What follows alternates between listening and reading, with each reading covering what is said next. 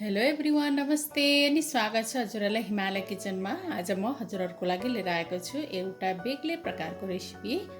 म चाहिँ आज बनाउँदैछु किम्ची। किम्ची चाहिँ हामी सजिलैसँग घरमै बनाएर बजारको जस्तै किम्ची बनाएर खान सक्छौँ। ल अब यसको लागि मैले यहाँ एउटा लिएको छु क्याबेज। यो चाहिँ चाइनिज क्याबेजबाट बनाइन्छ। अब यसलाई चाहिँ काट्नुपर्छ। सबैभन्दा पहिला चाहिँ यसलाई यसरी काट्ने।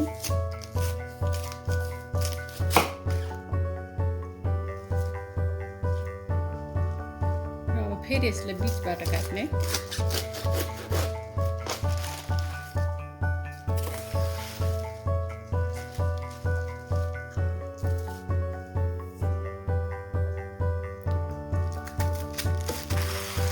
फेरि यसरी काट्ने।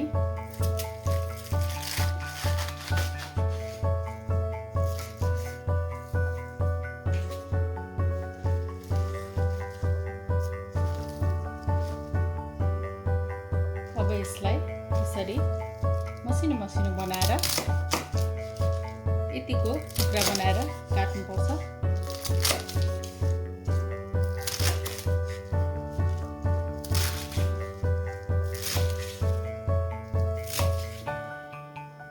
यसै गरी सबै क्याबेजलाई काट्नुपर्छ।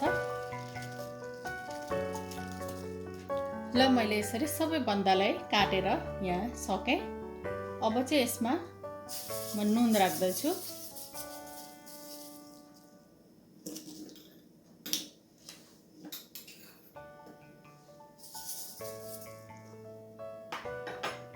यसमा अलिकति नुन राखेर अब यसलाई यसरी सबै मिसाइदिनुपर्छ।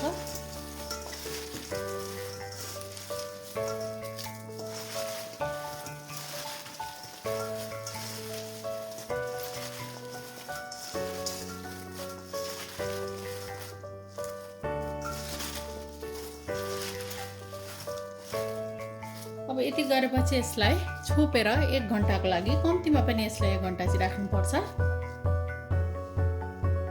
र मैले यहाँ लिएको छु केही लसुन अनि केही अदुवालाई र एउटा ठुलो प्याज अनि 2टा रातो सुकेको खुर्सानी। अब यसलाई चाहिँ म पिसेर मसिनो गरी यसको प्युरे बनाउँछु। अब म यसको लागि सस बनाउँदैछु। मैले यहाँ 1 कप जति पानीलाई उमाल्न राखेको छु र त्यसमा मैले राखेँ 2 ठुलो चम्चा चामलको पिठो। अब यो चामलको पिठो राखेर चाहिँ यसलाई एकदमै राम्ररी यसरी घोल्नुपर्छ। यो उम्लिन थालुन्जेलसम्म यसलाई यतिकै चलाइराख्नुपर्छ।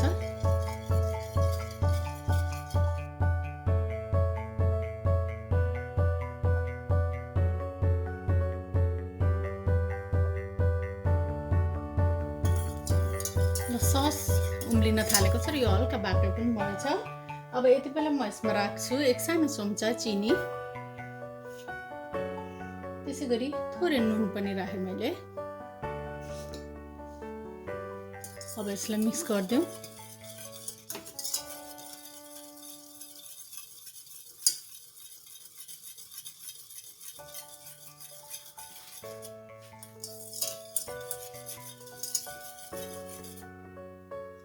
ल अब सस रेडी भयो छ। यसलाई चाहिँ हल्का सेलाउनको लागि दिनुपर्छ। ल 1 घन्टा राखेपछि अब यो क्याबेजले चाहिँ यसरी पानी छोडिसकेको छ। अब यसको पानी यसरी निचार्दै म यसलाई अर्को भाँडामा सार्छु।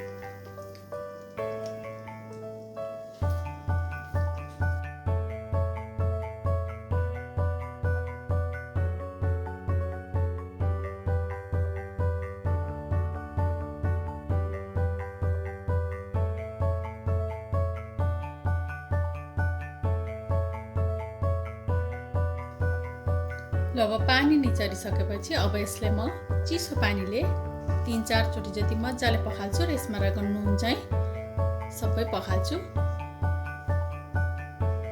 ल यसलाई एकदम राम्ररी पखालेर मैले लिइसकेको छु। अब आधा घन्टा जति यसको पानी तरिनको लागि म यतिकै छोडिदिन्छु। ल अब आधा घन्टा त्यसको पानी तराएपछि अब मैले एउटा बलमा लिएँ। मैले राखेँ अघि मैले तयार पारेको चामलको ससलाई, चामलको पिठोको ससलाई।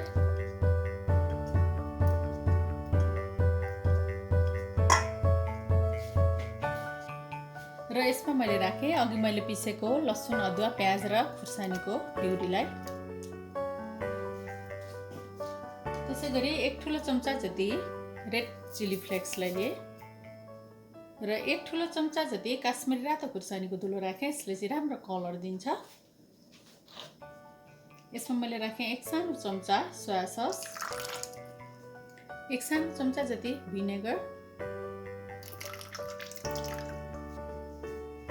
र यति बेला भएपछि मैले यहाँ राखेँ 1 कप काटेको मुला र आधा कप गाजर।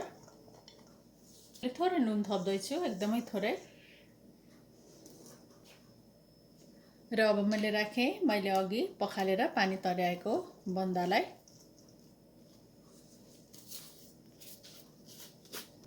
र अब चाहिँ यसलाई एकदमै राम्ररी मिक्स गर्नुपर्छ।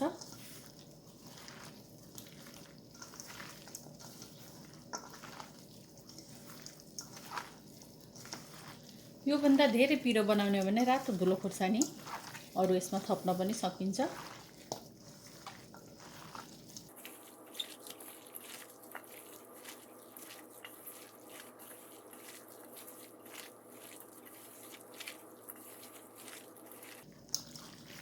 नुन चाहिँ मैले अघि नै पनि यो बन्दामा पनि राखेको छु, ससहरुमा पनि राखेको छु, त्यही भएर मैले धेरै राखिन अहिले।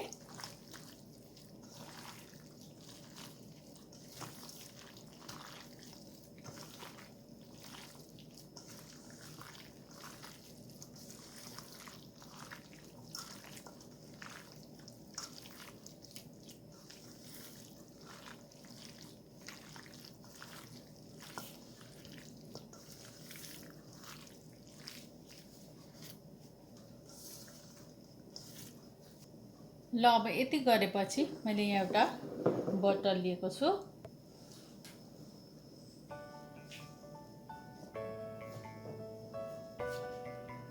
र अब यसमा चाहिँ म यसलाई बिस्तारै राख्छु।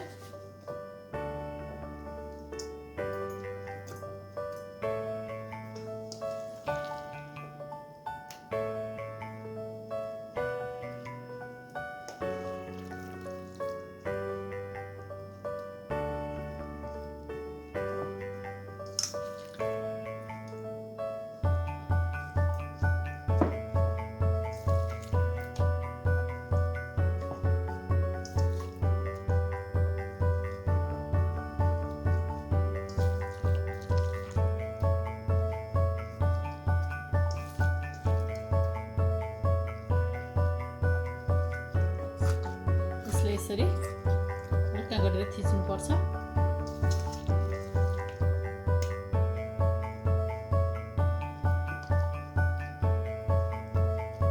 यसलाई चाहिँ हामी तुरुन्तै खान पनि सक्छौं।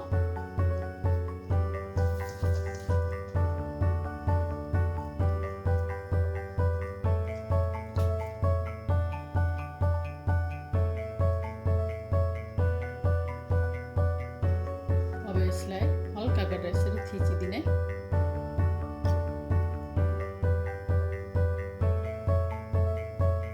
ल अब यसलाई यसरी बिर्को बन्द गरेर 3 दिन जति घाममा सुकाउनु पर्छ। त्यसपछि हाम्रो किम्ची खानको लागि रेडी हुन्छ।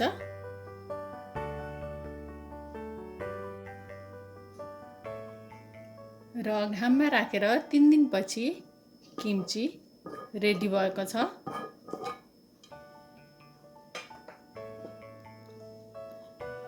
अब म यसलाई झिकेर देखाउँदैछु हजुरहरुलाई।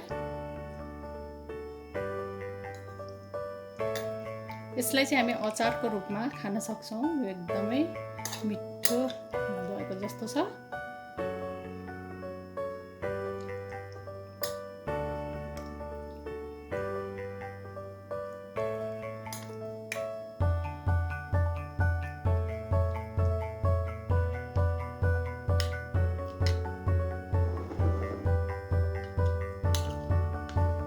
एकदमै मिठो भएर किम्ची अब बनेको छ।